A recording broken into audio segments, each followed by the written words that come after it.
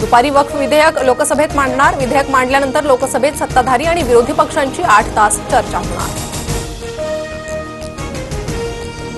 आज उद्धव ठाकरेंची सेना बाळासाहेबांचा विचार राखणार की राहुल गांधींच्या पावलावर पाऊल ठेवून तुष्टीकरण करणार बघूया। वक्फ विधेयक सादर होण्याच्या पार्श्वभूमीवर फडणवीसांचं ट्विट। विधेयकाला आरएसएसचाही पूर्ण पाठिंबा नाही। वक्फची जमीन घेतलेल्या उद्योगपतींची नावं जाहीर करा। वक्फची संपत्ती उद्योगपतींना घेता येण्यासाठी विधेयक आणलं, संजय राऊतांचा आरोप।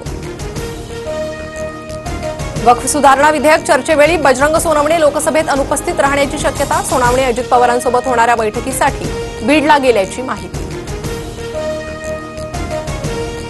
बीडमध्ये उपमुख्यमंत्री अजित पवारांच्या ताफ्यासमोर शिक्षक संघटनेकडून घोषणाबाजी। नागरगोजे शिक्षकाच्या आत्महत्येसंदर्भात घोषणा।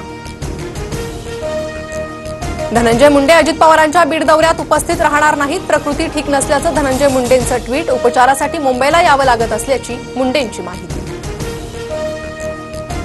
अंजली दमानी यांच्या प्रश्नावर पंकजा मुंडेंनी बोलणं टाळलं। धनंजय मुंडे पंकजा मुंडेंच्या फाईल घेऊन माझ्याकडे आले होते। दमानी यांचा गौप्यस्फोट।